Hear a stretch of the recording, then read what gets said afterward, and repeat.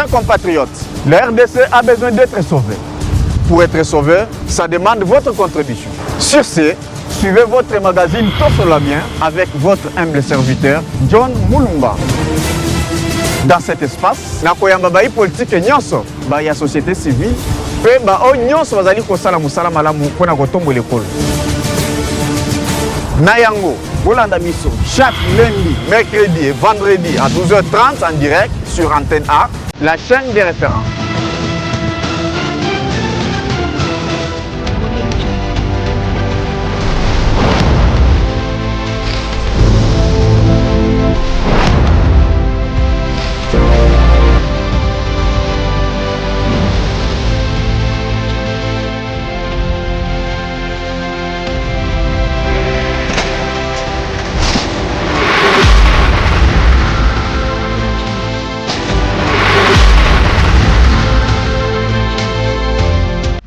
Voilà, Mbote Bala Congo, Mbote Bipagnon, vous allez Tosso la Bien, votre magazine préféré sur la chaîne de référence Antenne A.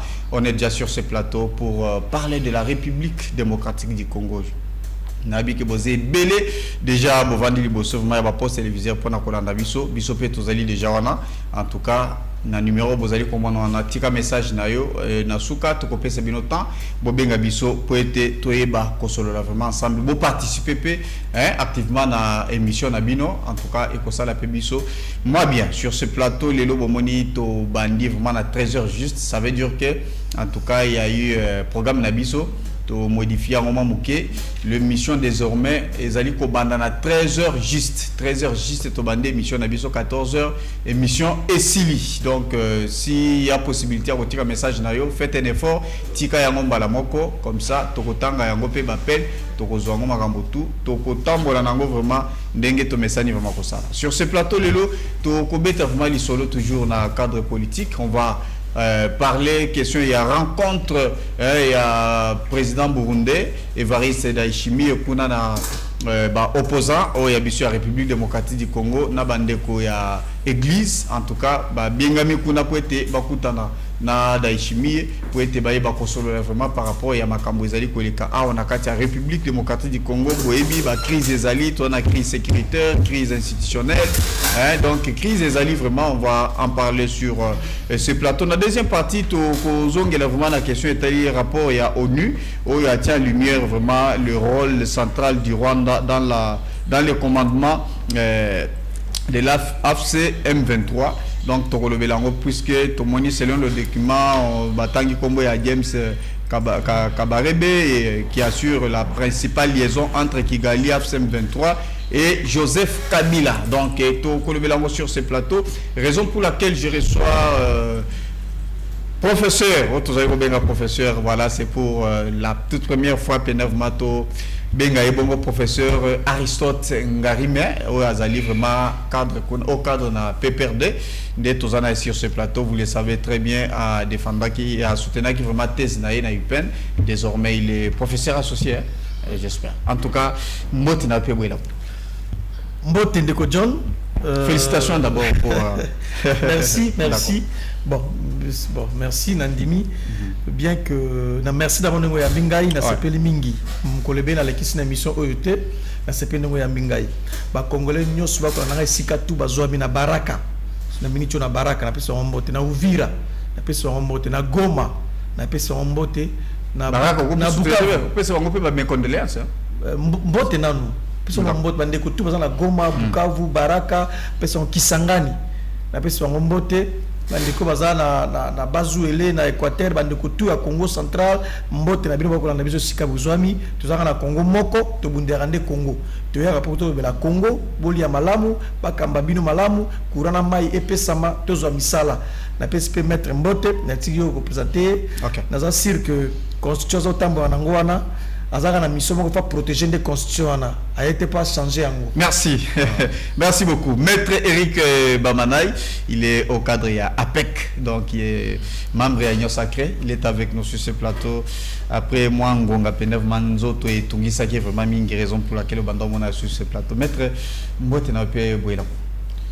Mbote Ndeko John Mulumba, merci beaucoup pour l'invitation, merci aussi pour au occasion opesi ngai ya koya na mokolo lelo na plateau na yo na pesi mbote na équipe technique nyonso oyo ezali bongo ko accompagner yo na pesi mbote na co-débatteur nanga wanga moninga wanga ndeko camarade nanga ya motema Aristote Ngarime ata koya za ngambo ya opposition biso to ngambo majorité mais ngana ebonde ko sila kate en tout cas je l'aime beaucoup ayebi bien muro na nango pona ye na pesi mbote tokolobela makamba constitution ya kopesa oya ye lisombitini ngape na kopesa pe oyo ya ngai na pesi mbote na bakongomani banso ba oyo bazwa mina itando mobimba mais plus singulièrement ba oyo bazana est de la République et pas yoapi Kagame pense que ya komi auto benga na bomona siki bombe tulu do ye fo bomanda ko ma congolais ndenga zo sala yango wana problème ezate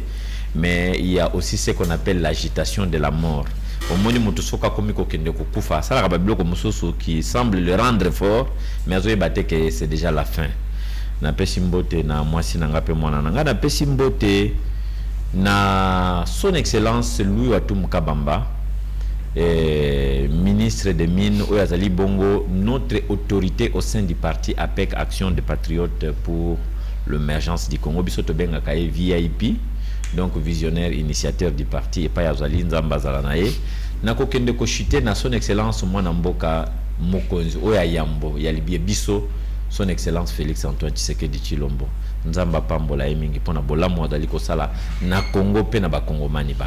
Voilà, merci beaucoup maître Eric Bamana et je sais que vous êtes tellement nombreux. J'aimerais na banda na ndeko professeur docteur Aristote Ngarime to moni penevma dossier oyo étalé changement révision constitution to moni dengue créer vraiment trouble à on a la République lisanga penevma ya bayo opposition to zali ko benga C64 basangana ki to moni marche bango ali ya le 12 au ba projet qui pona le 8 en tout cas subitement mobilisation ezalaki. Cette marche a été soutenue par le PPRD, Binopé, en tout cas, Botiagi Bamaboko, pour être, vous allez partager même ma vie. Alors, tu es comme on a président en exercice, il y a Union africaine, Évariste Ndayishimiye, aïe, Kobengi sa opposition, na quelques acteurs, il y a la société civile, l'église, pour être baké de kuna, bakutana, baye bakosolo la pour battre vraiment le lengeni makambo ekoleka, ou soit ce qu'on appelle consultation. Alors, avant un kokota nakatia makambwana, est-ce que PPRD a été informé? Merci Ndeko John pour la motuno Pesingai. Nazali chargé à communication, il y a PPRD, secrétaire national en charge à communication média, il y a PPRD. Nazali chef de département, il y a PPRD. Donc je porte la voix, il y a PPRD. Officiellement, que nous étions informés. Invitation et comme les biso fait une politique na biso. Nous avions acquis réception, il y a invitation, il y a président Ndayishimiye pour se retrouver dans Burundi pour solo là. Ça c'est d'abord de 1. Pourquoi dans le Biango? Parce que il y a des revendications depuis toujours. Biso toloba ki mobaya PPRD tolobi ke lolengi makamoza ko kende lolengi crise za ko salema na mboka et sengeli mingi bingi ba congolais ba kutana ba solola ba divergence ba point de vue divergent ezala aplani pour total ndenge ko protéger mboka na biso. Donc lelo oyo na informé officiellement tozo ki invitation na pona okende bon on a délégué na biso akozala kuna nani akozala kuna beaucoup na to délégué Raymond Chibanda. Il y a déjà qu'on a puisque ma soleil bandalelo. Exactement, Raymond Chibanda ko kuna toyo katolo ba oto ngona mutema to yebisa kasi to kitolo ba bondeko. Oyo kanga très bien na yebisa bino. Ezali cadeau tende ko tseke da pesi biso cadeau sali biso cadeau. Alobi na lembi bosenga mingi na kabela bino cadeau ya dialogue. Te, ezali cadeau te. Ezali te to ke ko milamo mai apesa biso mai to mela to lembi na opposition to laima to komi na nzala na opposition akene ko na Burundi apesa biso mai to mela to lia te ezali bongo te ezali to komi na abakere ko somba biso to ko bato ya bango ya union sacrée te to ke to yebisa ye moto atie wana te bisa ke to lingi te a changer constitution to lingi te loi référendaire na longola yango to lingi sécurité contre mboka to lingi dialogue to kende pour na bango kasi ya moto ezali nini Ndeko Tshisekedi akoki ko zala exempté te ko éviter makambo comme la mboka na biso oyo te ba président nyonso baleka na mboka na biso uta Congo zala Congo basola kaka na batu basola ba kongomani nazui a moto liboso comme ne Kasavubu azalaki président na biso Kasavubu na mboka oyo tangu Kasavubu azalaki président tozwaki deux grandes crises crise à liboso azalaki la sécession katangaise tozwaki rébellion au samedi ya bamoulele rébellion. Alors qu'est-ce que Kasavubu avait fait à l'époque pour réduire makamona conférence moko salemaki dialogue moko salemaki dans Madagascar kolongo ezaki Antananarivo ba Congolais bakutaki kuna o Moïse Tshombe na Kasavubu bakutaki na Madagascar ba solola ki comme ba Congolais parce qu'il y avait la saison kantangaise, il y avait la rébellion pour ba kitsa makambo. Et puis tout le monde sous la conférence de l'Ovanium et Salma qui pour la ko kitisa ko ça gouvernement régional sur la tout le monde peut sous la conférence de Koklatville Mandaka à l'époque sous Kasavubu basangi pour ba ko kimia international et Salemaki on est zaki Kasavubu balongwe so Kasavubu basalaki pourquoi tu sais que zo boya dialogue to longwe tu sais to longwe Kasavubu to pas Mobutu Mobutu ye peta makami mboka comme na moni crise comme na mboka mboka ko ke malamu te tout ça Mobutu asala ba la consultation nationale maître akoye bango très bien consultation nationale Mobutu asala ki awa paso na batu parce que ba crise comme makasi Mobutu alongo wana Mobutu anonande Mobutu asala ba la conférence nationale souveraine na nonande na palais du peuple ba congolais ba yeba uti partout ba muso ta ba mboka ba ye a conférence nationale souveraine ba kuti ba sola pour l'avenir en mboka on ezalaki Mobutu le tout puissant Mobutu afungwa mi andimi conférence nationale souveraine ba to ba sola ba critiquer ba sola ba ba be en mboka na conférence souveraine Mobutu akanga motabi c'est ça la nation c'est ça l'unité Mobutu asalaki yango to longwe wana ko Mobutu longwe to zusuzu Laurent Désiré Kabila na la soit présent tout hein ça va dialogue Laurent Désiré Kabila comme il a pouvoir à ça bengango débat national tout ça débat national na mboka o na 1999 Laurent Désiré Kabila ça débat national awa batu ba débat zo solo la mboka za ndengini crise tout ça la ndengini débat national to Laurent Désiré Kabila ça bengango l'accord de Sirte na avril 99 et ça maki na Libye ba Congolais ba kutali kuna solo là autour de président libyen accord de Sirte qu'est-ce qui s'est vraiment passé il faut tout ça la ligne tangu Laurent Désiré Kabila longwe Joseph Kabila pe a pouvoir yepe Joseph Kabila kabange a comprendre que mboka zaki na crise mboka zaki na problème il faut solo ba dinga ba Congolais andimi a favoriser non dialogue intercongolais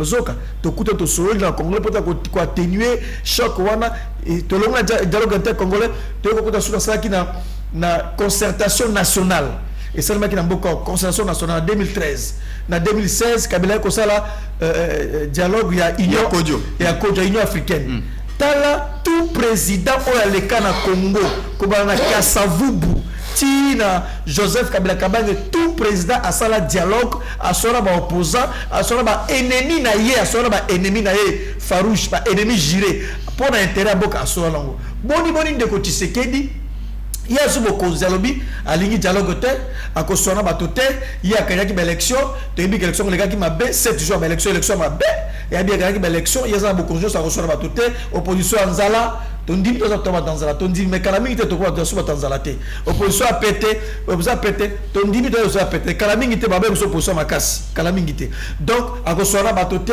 tu dis non il faut sona biso comme on t'a ko yebisa yo te coach c'est que d'abord un dialogue akei na doa ba ebise na doa sola bande korayo dialogue doa ba ebise aboyi ba américain ba ebise il faut un dialogue interne de kotika bi na ko sala dialogue interne te aboyi président angolais Lorenzo président angolais Lorenzo Zaki président ya Union africaine alobi abani kutukamba batu amaki ba émissaire na biso Lorenzo fala sangisa bito solo la za médiateur ndeko tseke da ken agenda na musu après Lorenzo alobi non il y a aussi la état généraux il y a refondation de l'état akobe zaka 500 personnes bako solo la pina katukuna bako ba changer constitution Lorenzo habité ezabongote te Lorenzo alboyi na bidanga ngakamote Lorenzo a démissionné a tiki Mokibela comme c'est akina président Sassou a sengi président Sassou a bako la médiation président alobi non il y a Sakoli mbule se pusani ba exercice wana okima kibambango na kosala mote apeska makaniste président Sassou abi akoya na été atiki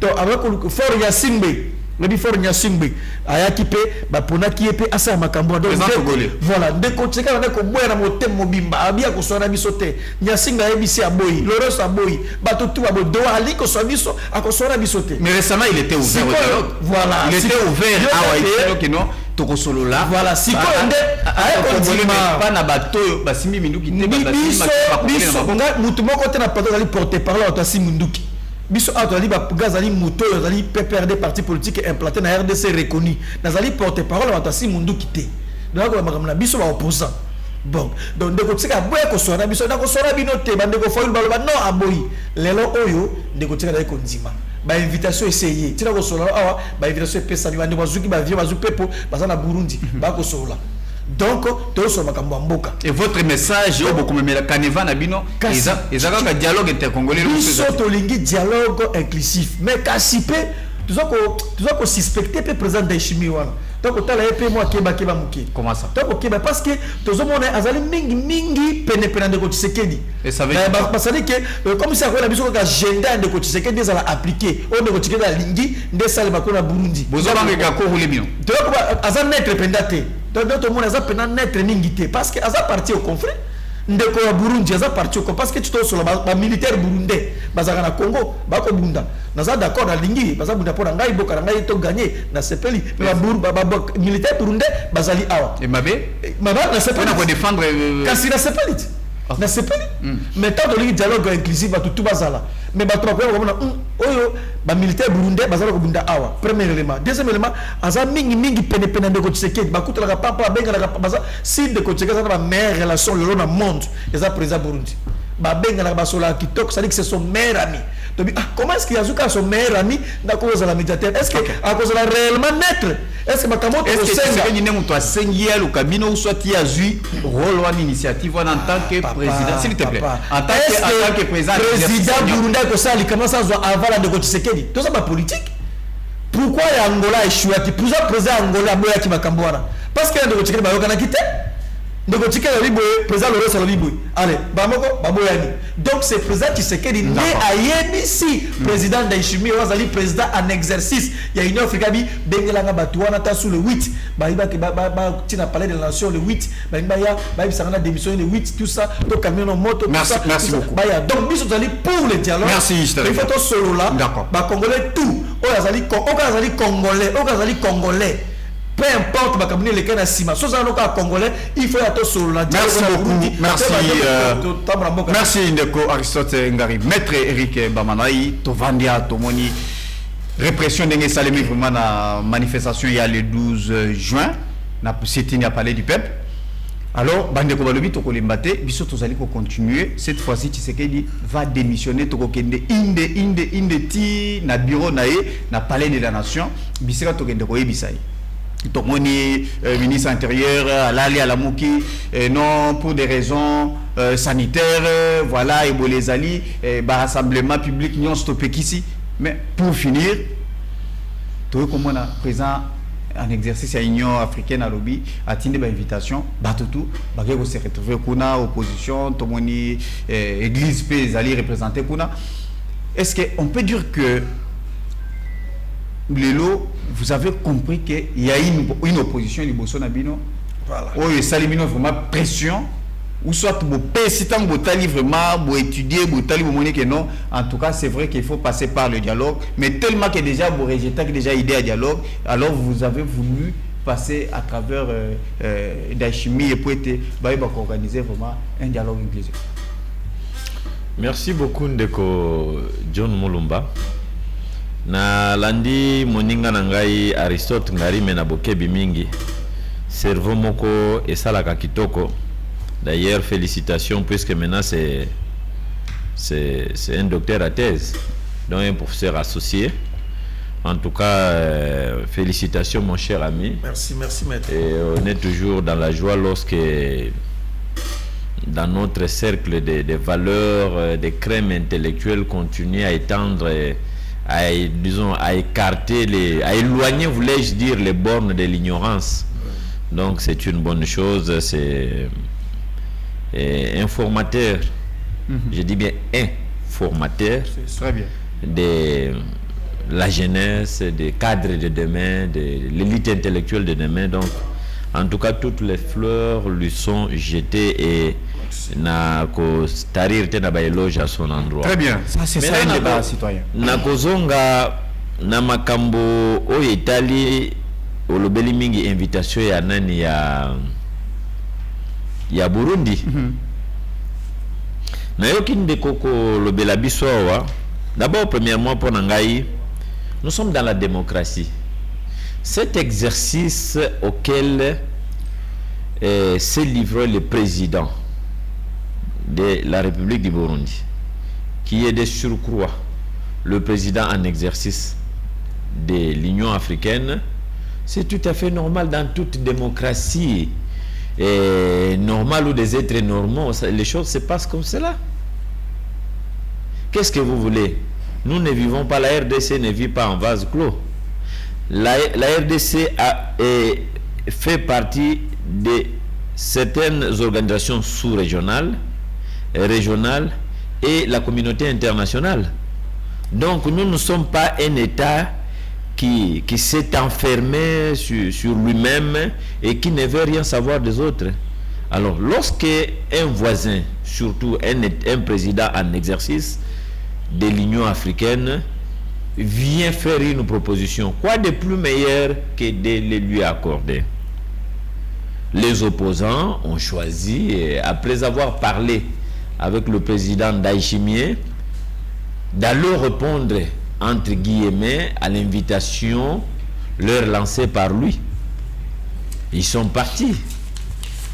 Et j'ai suivi avec beaucoup d'attention l'exposition de mon frère, mon cher et ami, mon compatriote Aristote, lorsqu'il a commencé à nous citer pas mal un chapelet des rencontres à terme des conférences, dialogues, ceci, cela, donc tout ce que vous voulez.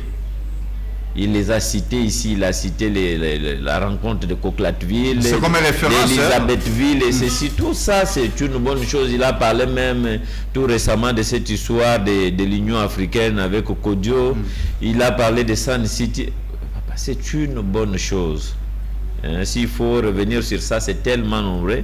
Mais la question qu'il faut se poser est de savoir tout ça pour quelle fin. La finalité c'est quoi? Donc la finalité doit être, lorsqu'on a fait un dialogue, on doit revenir après quelque temps, tout doit tomber à Beauvau, on recommence encore pour le même objectif, la même raison. Je pense que Ndeko Aristote, il ne faut pas tout comme ça, la République démocratique du Congo, comme un pays de Kinzonzi en français, un pays des arbres à palabres. La République démocratique du Congo est régie par une loi fondamentale qu'on appelle la Constitution. Mais le dialogue est permanent, les gars. Est-ce que je peux continuer, monsieur le journaliste? Continuez. Il est régi par un texte de base qu'on appelle la Constitution, qui est la loi fondamentale, la loi mère de la nation. Alors là-dedans, la Constitution prévoit des mécanismes pour régler tous les différends qui peuvent se présenter dans notre pays. Il y a d'abord un cadre de la représentation du peuple que vous connaissez très bien. C'est le Parlement. Alors, il y a des revendications, il y a des recommandations, il y a des demandes que lorsqu'il faut le faire, il faut passer par le représentant du peuple. Moi, je ne sais pas, peut-être que je n'ai pas fait attention. Le dialogue n'est pas obligatoire en République démocratique du Congo. Si. N'est pas obligatoire, c'est facultatif. Il appartient à celui qui est aux affaires d'en juger l'opportunité. S'il trouve que ce n'est pas opportun, il ne va pas se plier à cette demande. Il va trouver un mécanisme pour renvoyer ces gens vers une voie légale, une voie pouvant les permettre d'exposer ou bien de présenter leurs demandes.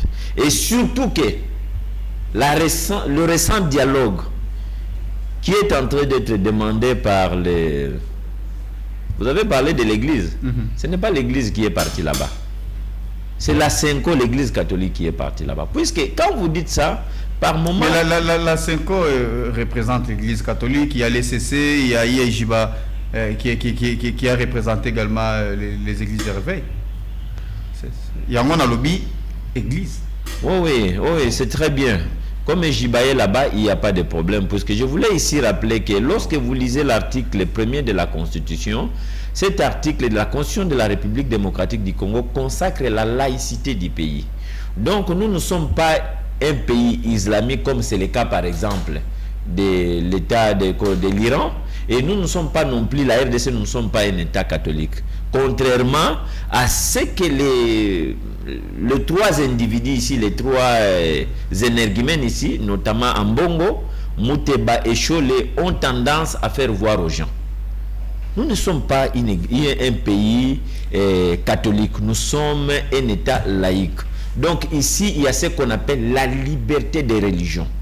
Donc, mon frère, Aristote, tel qu'il est là, il peut prier où il veut. Aucune contrainte nationale ou constitutionnelle va lui imposer d'appartenir à une église XY.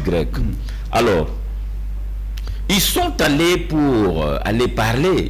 Qu'est-ce qu'ils sont en train de revendiquer? Ils sont en train de demander à ce que la loi référendaire qui avait été votée au niveau des deux chambres de parlement, ou adoptée si vous voulez bien, alors que cette loi-là ne puisse pas passer. Alors que les deux chambres, vous comprenez, les deux chambres de parlement ont déjà fini leur travail. Et que le président de la République, pour se protéger, a renvoyé vers ce qu'on appelle le juge qui juge de la constitutionnalité. C'est le juge constitutionnel, donc la cour constitutionnelle. Ils ont renvoyé cette matière là-bas pour obtenir ce qu'on appelle la conformité. Si cette loi est conforme à la Constitution. Il n'y a pas plus tard que, je crois que c'était le week-end passé ou le vendredi, la Cour constitutionnelle a rendu sa décision. Donc, il appartient maintenant au chef de l'État de prendre son acte administratif qui est la promulgation. Maintenant, l'opposition dit non, baboyi catégoriquement, puisque le message principal est Bangangwana. Baboyi catégoriquement changement de la constitution. Baboyi renversement de l'ordre constitutionnel. Ok. Est-ce que ça sera facile? Dans la constitution, il y a des crimes intellectuels là-bas. Délice Sanga, même ceux qui ont été colonel Délice Sanga, mais c'est quand même une crime intellectuelle. Hein? Azalaka na réflexion moko soka bien salela yango pona mboka ako réfléchir bien. Mais tant banda kota la libenga na ye, c'est vraiment quelqu'un qui réfléchit à l'envers. Tant bazolo baké toza ko attaquer nani ordre constitutionnel. Moi je pense qu'à un certain moment renversement à ordre constitutionnel, c'est ce qu'ils ont dit, non? Vous allez me permettre de nous lire des dispositions constitutionnelles. Hein? Okay. Et le collègue na 4 minutes nanga, je vais nous lire des dispositions constitutionnelles. Et la première, c'est l'article 218. L'article 218 dit exactement ceci. Quand nous lisons l'article 218,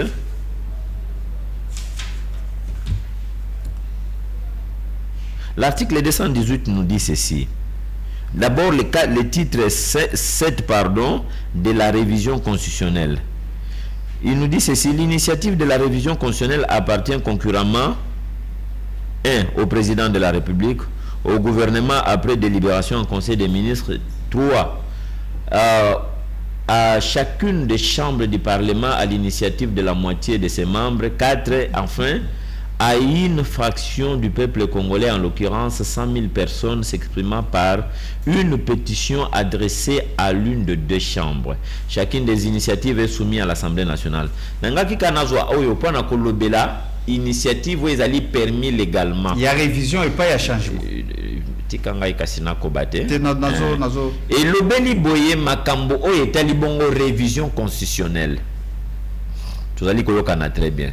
Donc yango na kati ya constitution et permettre révision constitutionnelle.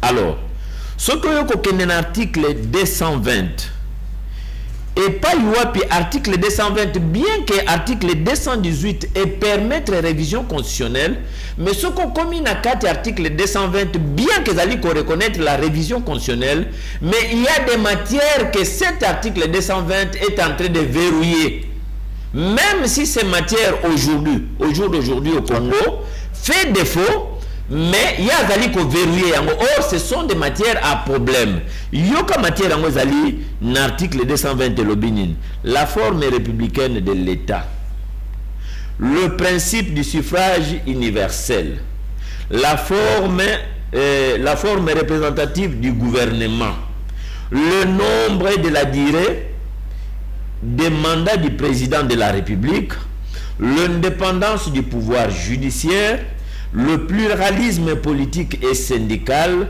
ne peuvent faire l'objet d'aucune révision constitutionnelle. Donc, ce qui est vendre dans Katia Molimo ou article 218, or, dans Katia Biloko na uti kotanga, il y en a qui fâchent. Le col nazo que ne mbango pona toucher deuxième point, il y a pona chuter. Alors, moyen na kota na ba détail et belete. Donc, Biloko oyo. Ce qui président de la République a épousé voie à révision constitutionnelle. Naïbité Sozolanda très bien. Ce qui a épousé voie à révision constitutionnelle et qui a touché Biloko na kata révision constitutionnelle, là on va parler de renversement à ordre constitutionnel.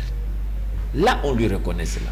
On reconnaît à tous ceux qui disent cela. Ce qui a touché par voie, référendum et ça a mis pour la révision constitutionnelle. Wana a renversé l'ordre constitutionnel. Mais or, il y a une démarche qui n'est pas juridique, mais qui n'est pas non plus interdite dans la Constitution. Cette démarche, c'est la démarche du changement de la Constitution, qui n'est pas interdit par la Constitution. Alors, le changement de la Constitution a pour mission de faire quoi? C'est de faire montrer que la plupart des dispositions de la loi fondamentale sont devenues désuètes, tout carrément la loi fondamentale est devenue inadaptable pour la République démocratique du Congo. Donc ça devient impropre à la consommation. Merci beaucoup, cette démarche que le président de la République prendra pour le changement de la Constitution, c'est une démarche qu'on appelle sociopolitique. Merci beaucoup. C'est éminemment sociopolitique. La Constitution n'interdit pas non plus le changement de la Constitution. Merci beaucoup, Geoffrey. Merci.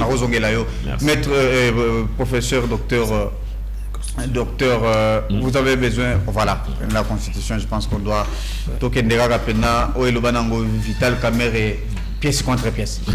Voilà. Ce n'est pas la première fois na Congo tout le monde en opposition et ça en a vraiment bomoko pour attaquer ou soit côté le pouvoir. Tout le monde en plusieurs fois, on attend d'ailleurs tant Joseph Kabila Zaki président de la République, tout le monde en vraiment basangana. Est-ce que pensez-vous aujourd'hui que l'unité autour de commandant, solidarité autour de commandant dans le cadre de l'opposition est-ce que d'abord entre Bino et l'opposition, vous vous faites confiance et pensez-vous que Ndenge Bokekuna, est-ce que solution il y a Malunga et comment on a puisque président d'Aishimi a tenté vraiment il a retrouvé les voies de sortir na crise merci Ndekou Konamotuna. Maître Lobiawa. Cette fois-ci vous avez 5 minutes. Ouais, Maître Lobiawa qui Congo et cause à la mboka Kinzozité. Il faut toute sa constitution, Mibeko, tout ça. Non, maître. Congo, ça dépend mboka ya Kinzozi. Arbe à palabre. Congo est botama na Kinzozi. La conférence de Berlin. Et ça qui Kinzozi. Ba grande puissance ba fandi, ba sale Kinzozi, de Congo est botami. Toké na conférence la table ronde. Et ça qui Kinzozi. To oyoko za mboka munene lokola Congo te, so yiko tie Kinzozi pembeni. En dehors à tout ce qu'on peut dire, le pourparlers de palabre, que solo la discuter dans opposant, Nathalie Sawa depuis Kassavubu, président tout à sa Yango. Donc, Congo, il faut qu'on dise que solo là. Bido boya qui solo là. Bon, on s'en a bisoté, toi, pour ça, péter, pour sans ala. Le lot sous na Burundi, to comme on a n'engini. To comme na Burundi n'engini, boya qui, to comme on a n'engini. Kasi, na zone makabonde kalobaki, abe Burundi yango pesa pe mama wa. Mako mawa Burundi. Zaka mawa boka na Burundi. Zali mawa. Boka mako mawa. Mais boka kwa Burundi da ko gérer biso. Peut-être biso va conseil. Burundi on se mona na oza combien? Ba na 13 millions d'habitants à Pamba. Qui c'est le qui yango na munene? Quand Kino va Kino, tout l'équipe Burundi. 13 millions d'habitants. Revenu annuel na bango par habitant, il y a $350. Burundi wana bazara na avion te. Burundi zomonana bazang ba produit de base ya nécessité blanc rolia ezala tenza les amakas. Burundi ozali l'un des pays les plus pauvres du monde. Pauvre kokole kala biso Burundi. Mais Burundi to comme na Burundi ko yamba biso Burundi. Hein? Bato ko chose capitale en kala mingi te Burundi. To ça nini ndeko Tshisekedi ta pas sabi biso la Burundi. Hein? Balina mata Afrique du Sud, bokata na Afrique du Sud, bokata na mboka moko na biso na Burundi. Moko boy Burundi courant problème donc question est un rôle au Burundi azali ko jouer en Afrique c'est là aussi yo c'est pas le Burundi c'est pas le mais un rôle au Burundi azali ko jouer hôtel à Burundi délice na ko ya tuna ba hôtel à Burundi ou Burundi mboka moko boy qui le temps musika beta ba biso au niveau à Burundi. Bon, là n'est pas le problème. Nous avons comme constitution. Maître avec ma constitution. Maître na lingaki na nukaka yo o interpréter ngai o interpréter biso pose ali juriste nga zali politologue na yima ngamba droit malamu te yo zali juriste o yiba malamu ya zali journaliste. Article 74 ya constitution et le binini maître so na tanga après kotanga yo o interpréter ngai na yango la population ba yeba to yebela kisinini. D'accord. Balobi boy. Le président de la République élu entre en fonction dans les 10 jours qui suivent la proclamation des résultats définitifs de l'élection présidentielle. Point. Avant son entrée en fonction, virgule, le président de la République prête, virgule, devant la Cour constitutionnelle, virgule, le serment ci-après. Des points. Moi, Félix Tshisekedi, élu président de la République démocratique du Congo, je jure solennellement devant Dieu et la nation, premier tiré, d'observer et de défendre la Constitution et les lois de la République. Ndeko Tshisekedi a prêté serment. Maître Faye interpellé sur la Kissinini. D'observer et de défendre la Constitution et les lois de la République. Et ça lobby de changer la Constitution de la République. De protéger, d'observer, de protéger. 2. De maintenir son indépendance et l'intégrité de son territoire. Mboka Nabiso, de il faut maintenir l'intégrité à territoire Nabiso. Est-ce que l'élo oyo, nous avons intégrité à territoire, nous allons maintenir, nous allons contrôler le territoire Nabiso Nyoso. Et ça, serment oyo, il y a Alobaki. De sauvegarder l'unité nationale. Unité nationale. Mukongo azate, Muluba azate, Moussoïl azate, Mumbala azate. Donc, ce qu'on doit nommer Batou, dans mandataire à l'État, nommé Mungala, Muluba, Moussoïl, Mukongo, Koromeka Batou, il a été inarrêté, inayoté. Balobi a ma ça dit sauvegarder l'unité nationale. Tout ça, Bomoko. Est-ce que l'unité nationale les alliés? Tiré. Et ne me laisser guider que par l'intérêt général et le respect des droits de la personne humaine. Droit de la personne humaine. Est-ce que il faut que nous ayons Chadari na 3 heures, ou que nous ayons Obebina na 1 heure, qu'on ayons Kabissel, qu'on ayons battu à opposition? Non, il faut qu'on respecte. Après qui serment. De conserver toutes mes forces à la promotion du bien commun et de la paix. Le bien commun. Est-ce que le bien commun, tout ce qui est le bien commun, la redistribution et la richesse, il y a un cannabis sur le bien commun. Est-ce que serment on de qui a respecté l'article 74? De remplir loyalement et en fidèle serviteur du peuple les hautes fonctions qui me sont confiées. Tala article Oyo, Ezako Simba Bokonza de Kotseke d'après qui serment. Est-ce que maître a compris sa interprétation de compréhension par rapport à l'article 74 et à la Constitution de Kotseke d'après qui serment? Quelle est sa compréhension? Il y a un autre livre, non. Avec la Constitution, parce qu'il y a prêté qui serment, il clairement, d'observer et de défendre la Constitution et les lois de la République. Article 74. Il que de changer la Constitution, non. Il y a autre monde qui a celle loi référendaire de Koti. Dans la loi référendaire article 42 dans la Première République, il y a un groupe d'experts. Il y a une discipline de la science, réfléchir, réforme et règles constitutionnelles.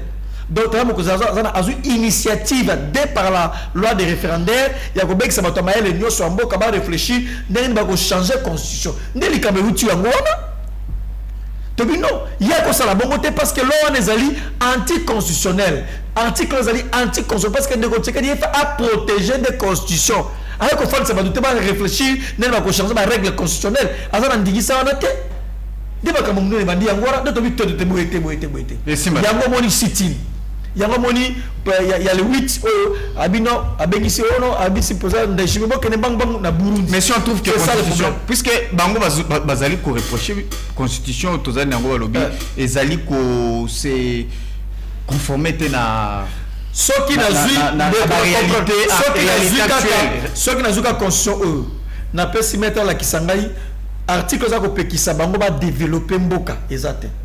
Attends, article moko pekisi bango ba futa ba fonctionnaire les 30 ba tonga banzela ba sa makambal to lia permettre les 30 ezalité. Une seule disposition dit que moi la constitution je vous empêche de développer la république. Exact?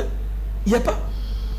Donc ce qui pour na kobongisa université lokola IPREN ngaza mutu akuna na bongisi ezali malamu na sepeli ba sa constitution te pour na bongisa IPREN c'est la constitution na moni ba tongi rocade zala ba rocade zela bo batongi za munene boy pona ko tonga rocade basale constitution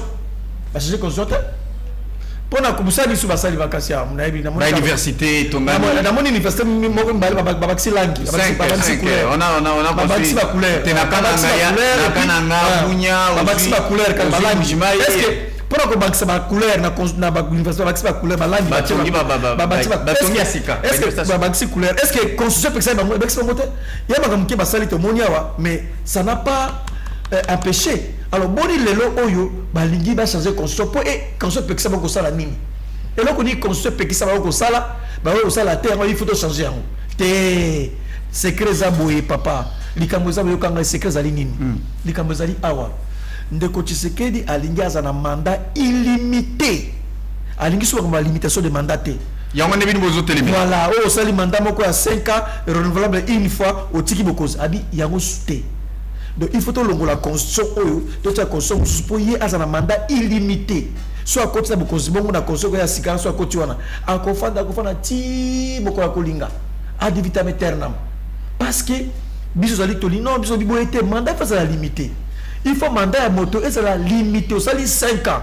OK, muso ya sali 5 ans que de votre vie non bon côté. Ay biso donc il y a des pèses. D'accord. Ay biso bon ça la campagne, to changer un mandat comme illimité. Merci. Débit tumbanyo sur un soki Kabila wazaki soda militaire général ayokaki peuple akoki kochanger constitution te pour le peuple Kabila soki constitution te soda militaire ayoki peuple alobi mais Kabila abi constitution na ngai Kabila dit kasi ça parce que na pizatine yango comme on les comme on a suka bacha comme Kabila soki le mona alobi yemo ne muto bataka il a battu la campagne pour la constitution te muto a voté pour voter comme la votaki ça dit alobi on ko muto soki initiative wana muto a posa ki bakani so to sala ngobongo donc soki Kabila zaki militaire général abunda ba guerre na mboka wa sama ka belé azaba fidèle tout ça comme soldat tout ça fan de comme président de la République mais à comme président de la République mais aboya parce que peuple a ébisaï et bon de côté c'est qui mais en 2011 vous avez touché cette constitution.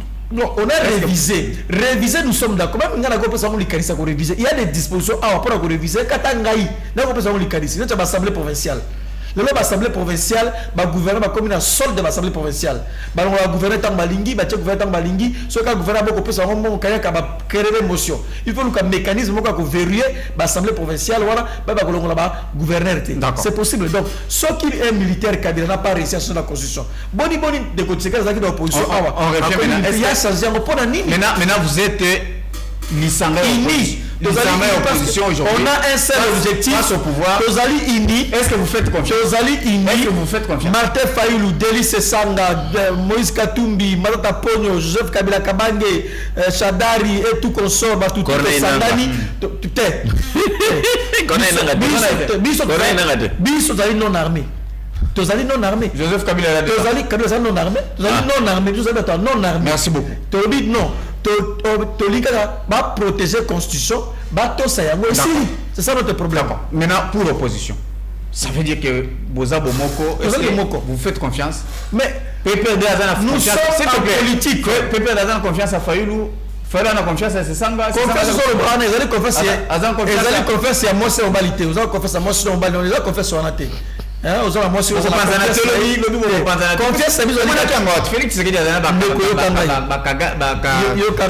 et les autres et tout ça. Non, aussi longtemps que tu as poursuivre le même objectif, tu dois se faire confiance. Aussi longtemps que vous avez dit que l'objectif est pas de constitution, dictature longwa, on a confiance. Mais ceux qui montent comme longwa, abi non nga babenga nga na butu, nga babenga promettre nga poste, ba pesa nga 100 millions de dollars, ba abi singa bona boy, tout ça, na comme défendre ma confiance c'est 4.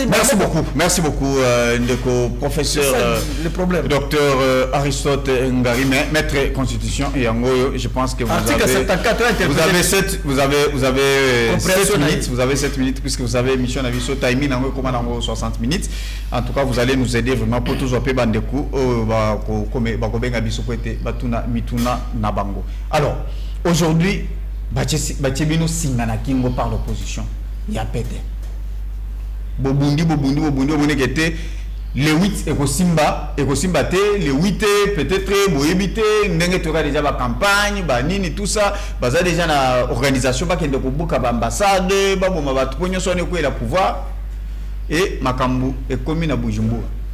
Est-ce que pensez-vous que na Bujumbura place bagé ko sola puisque consultation réseau bandalelo pensez-vous que solution ya malonga et comment na et opposition a rozonga sima a kotikanzela pena ma poete changement ya constitution ça ndeko merci beaucoup na pesa kayo toujours na sina pesa yango une fois na plateau na yo exemple ya ba nyama moko na yebi les animaux de compagnie bazala mi balé ezali pitbull ezana kangal pitbull tout le monde a kia moké mais kangal ba congolais ba beaucoup la qualité puisque c'est un animal extrêmement dangereux, un chien de race mais extrêmement dangereux.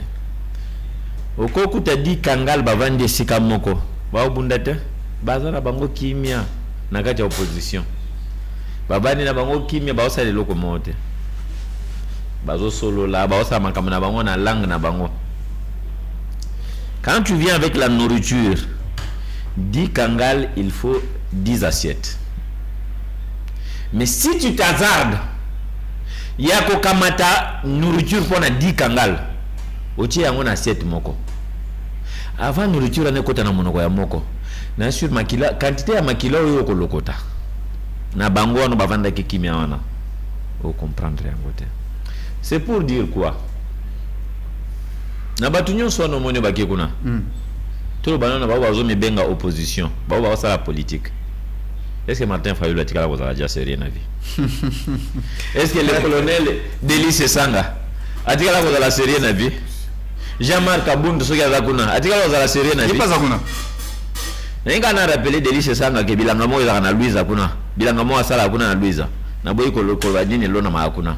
Akenda kende ko s'occuper nango très bien ilanga wana ya bizo ya jambo tena pika na ko za pia matembele eko za pia matembele bilanga na ye wana o ezaka na Louisa wana azwa ta ya ko s'occuper nango bien po bilanga wana za bilanga na kombo na yango alors il doit arrêter nani mususu kuna singana mswage mukwege pake ba bensipe mukwege après nani mukwege tu batidi pesa Moïse Katumbi ali secrétaire général na zakuna nani bolengetenge alors je vous assure que d'abord ndenge bakeyi wana loko liboso okokute loko liboso ko kabola bango ezali individualisme na égocentrisme bango pe bakeyi mais eloko nazoka mwasikoyo puisque sauvons le Congo.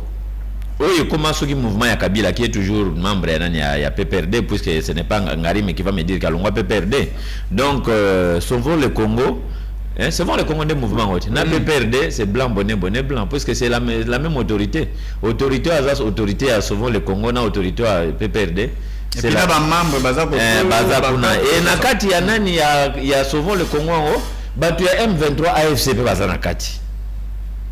Baza pe ba membre kuna na kati. Netwana. Sigo so zibanye Moïse Nyarugabo.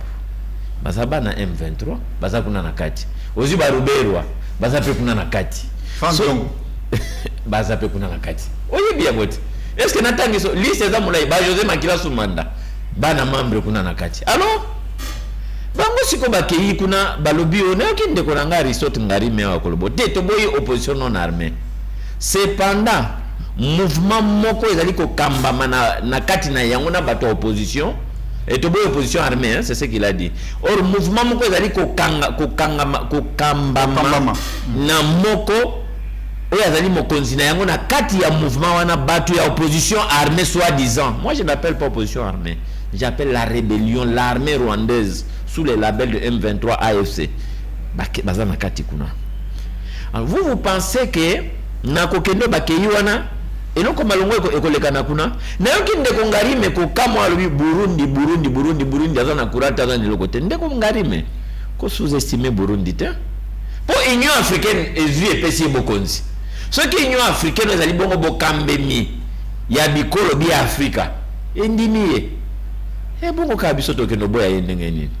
Pourquoi bino moko ba opposant boboyi était même soka azanga courant même mais bokei quand même malgré biso bokei quand même mais nayebi ba joueur na ba jeune na bango omone pa bazali kokende kuna bakozonga mutu na direction note la date d'aujourd'hui bandeko bazali kokamata bilili bo simba bilili malamu quand vous mettrez la viande un morceau de chair dans le même bocal pour 10 kangal oui bah qu'avant mon sonnier il y a bien vélo fait autant là boka bolation ba on peut ça na ngo aba na expression moi le Canada opposition ya pete opposition anzala tokoye belango kuna d'accord donc tokozala na deux comportements soit ya koboka nyonso na kinde kwa lobeli likambo ya article 74 awa bon il y a mon quoi lobby après a posé qui question lobby est-ce que pekisi basala banzela batonga mais yemo ka bandi ko énumérer biloko esi salami notamment na ipe ne pas yebongo alma mater et pas yabimi amoni ndenge ni netongami ba ke peinture te mais tongami mais basimbi constitution te alors c'est pour dire que yangonde ezali ko fonder raison un changement ya constitution te c'est pour lui dire ça donc musala côté nazali ko salama soki to bito suka kaka na ba université to lo suka na ipe non même ata nani inikino wana subir ba modification et belé mais o etongami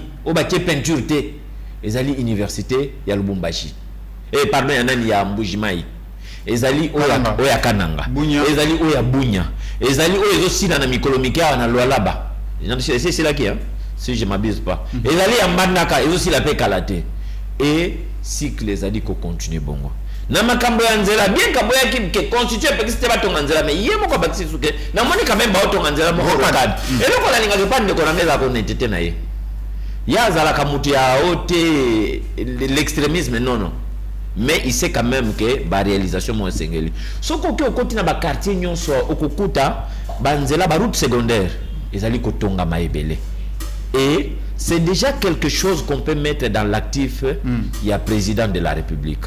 Ce qui te fait une formation médicale, n'en parlons pas. Hier, tout de suite, une fois il y a eu les grands bâtiments, il y a Mama Yemo et Tongama qui me mis ça tout déjà, ma finition. Ils aussi là, des grands bâtiments. Ça la même que, on va mettre encore une fois, qualité à soins, non seulement qualité à bâtiment, mais soins pour permettre aux Congolais, au lieu que se faire soigner dans Libanda, mais tout banda ko se soigner pas na biso to tombola pe puisque nous avons des bons médecins en Afrique du Sud. Le plus grand médecin ou le meilleur parmi les meilleurs ce sont des Congolais. Alors to kolingate kaka to que nous sala kango na Libanda mais na mboka na biso to sala ka yango te. Soki to keina makambo ya classe avec ce qu'on appelle PDL 145 territoires ba école tongami plus de 1000 écoles les statistiques sont là et occupent facilement kotanga na ba site approprié. Pourquoi nous voulons changer la constitution? Nous changeons la constitution parce qu'il y a des dispositions qui sont devenues désuètes et qui ne servent plus à rien. Des dispositions qui laissent des portes ouvertes même à des étrangers de se permettre n'importe quoi, n'importe comment. Bon, c'est Kakamingi au président de la République à l'obéla qui est article 217. Non, la République démocratique du Congo. Il faut céder une partie. Article 217. na kolinga mingi kotanga yango pona zo yango mobima nango lobi la République démocratique du Congo peut conclure des traités ou des accords d'association ou de communauté comportant un abandon partiel de souveraineté en vue de promouvoir l'unité africaine. C'est une bonne chose. Maintenant, lorsqu'on parle de cette souveraineté, les gens disent, bon, par exemple, en Europe, les gens avaient cédé Batiki Mbongo. Non, non. Comment la souveraineté est définie en République démocratique du Congo? Qu'est-ce qu'on entend par la souveraineté que l'État exerce ou qu'il peut abandonner? Et cette souveraineté, l'État l'exerce sur quoi? Ah, même il y a un article 9, il y a Constitution. Il y a un article 9, il y a Constitution dans les Koloba. L'État exerce une souveraineté permanente, notamment sur les sols, le sous-sol, les eaux et les forêts, sur les espaces aériens, fluviales, lacustres et maritimes congolais, ainsi que sur les territoires, sur la mer territoriale congolaise et sur le plateau continental. Dans le cas premier alinéa, alors surtout le monde place l'État où il y a quelqu'un qui a abandonné la souveraineté na épée sur quoi azali ko exercer souveraineté n'ende na biloko nde sengeli to abandonner nani peut pona nini na cadre ya union africaine. Na pour rappeler que papa rapidement il faut comprendre il y a article 217 autant article 9 mais au lieu ko kende bongo na les accords de l'Émirat autant article 5 na article 4 na article 5, c'est là où tu vas comprendre que l'esprit même de l'article 217 a été tiré na disposition en accord ya l'Émirat. Merci. Oh, qui concerne que AFDEL soka koti ba merci beaucoup a possédé 300 km² na Rwanda, na Burundi, na Uganda na merci maître Bamalaï. Merci beaucoup tous quelques appels et puis totangi quelques messages à Bandeko. Il est temps puisque ngonge tirali moke vraiment benga mbala moko tuna mituna na yo. Dans 30 secondes, je pense que votre message va passer puis va répondre bino rapidement. Bonjour Antenne A, awa tozana toza kozwate. Bon, awa toza kozwa santé. Bon. Bozo santé ndenge nini bazali ko la biso vraiment à travers le monde. Hein? Awa toza kozwa santé nazana bazwele tolingi toyo kangarim. Oh là là. Ouais, pas naïe.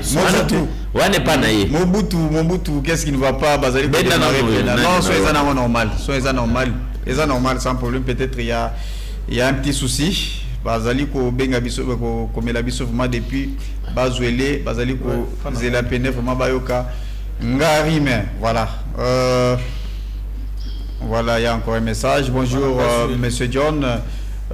Tunela biso batu ya PPRD Kabila akozala PSK yango to ekozala ndenge nini. Voilà, je pense que le PPRD batindi mutukuna azali ko représenter kuna bonjour mon émission. En tout cas, félicitations à maître Eric Bamanaï, opposition et Kopanzana. Base la Kakati dans 2 jours. Voilà. En tout cas, nous attendons vos appels rapidement. Puisque tant ils allaient permettre l'issue supérieure matin. Bonjour, mon émission. Zalingaï, Maître Samuel depuis Congo Central. Opposition, en tout cas, n'a évité. Voilà, je pense qu'on va prendre quelques appels. Yabandeko Bazaliko Landabiso. Mbotendeko, comment on a bengi biso? Ok.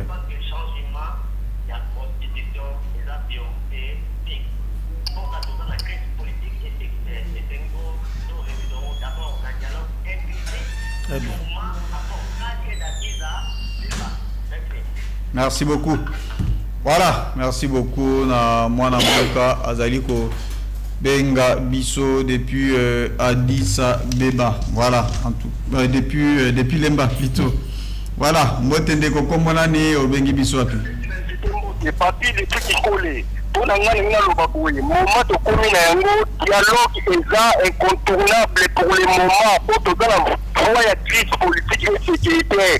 Mais pas n'importe quel dialogue. Et puis demander où la tenga dialogue wana avant la prison ya Ndolo, prison centrale ya Ndolo, Norbert Louis et où la tenga ma ponamité en violation et en pique de l'État.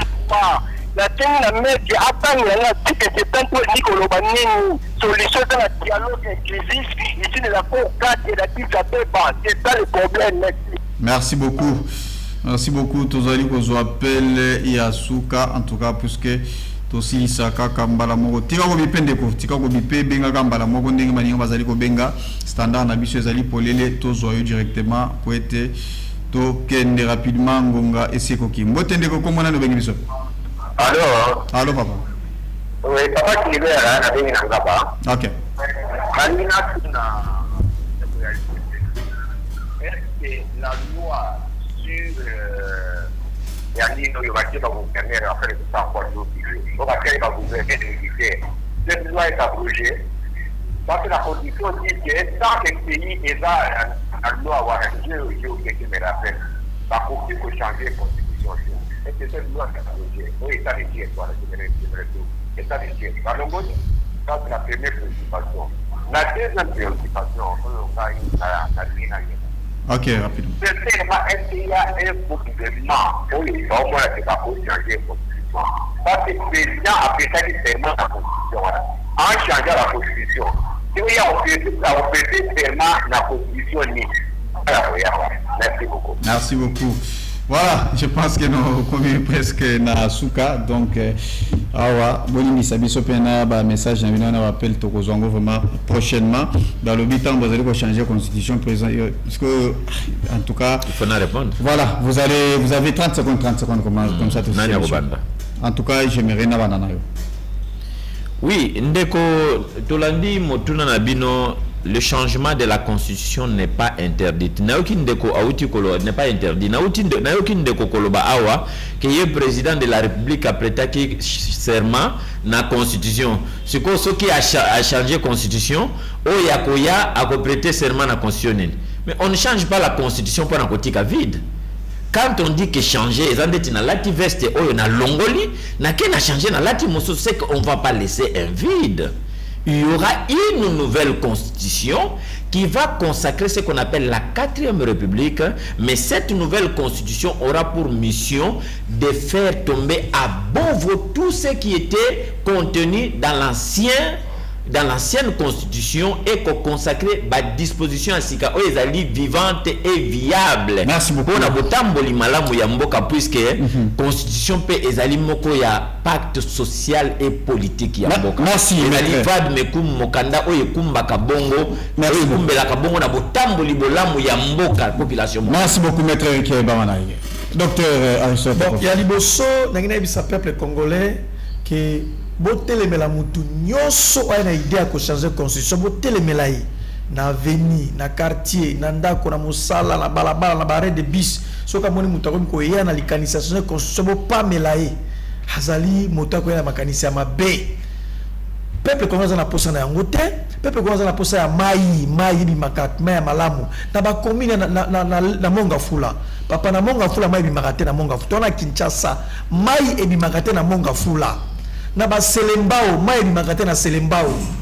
Est-ce que constitution de pekisi bango apesa bato mai na selembao constitution te na bato pa na base ole kuna polongwa kisangani okoma na base na mutuka nzele za rasute nzele se beba nzele kufa so olongwe kisangani ni janvier okota base na décembre inane na nzela po okoma na base ole nzele za rasute. Est-ce que constitution de pekisi bango pasa la nzela ezango te?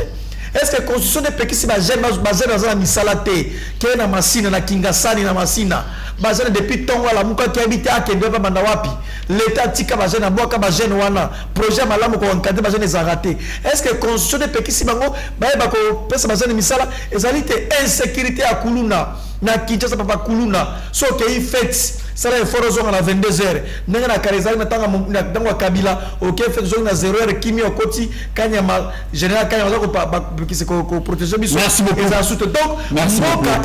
Tellement mabe ce n'est pas la constitution ndezali ko pekisa bango ba ko sa makamala yango tolobi boye biso bai kongomani totel mais la molimo ya constitution wana balingi ba umela bokonzi seko de kotika la boy ko la bokonzi alinga umela seko ba umela basize constitution fanda nzala to ya soutien pasi ya merci beaucoup ndeko nangai maître nalingi na rappeler na population même bande ko ba otiko balika constitution jusque là changement ya constitution zali na noter merci beaucoup la loi référendaire vient d'être votée merci beaucoup une disposition zali ko soutenir merci l'article 5 de la constitution l'article 229 ya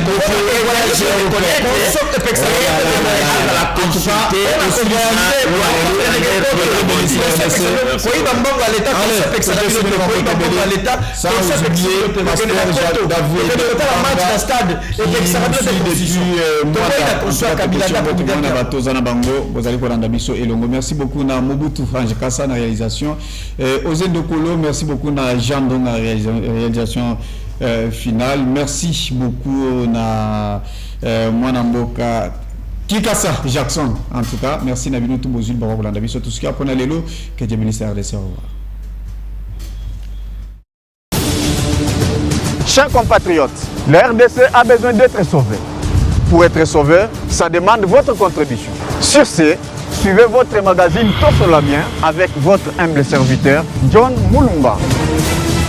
Dans cet espace, nakoyamba bayi politique nyonso, bayi ya société civile, pe ba o nyonso bazali kosala musala malamu pona kotombo l'école.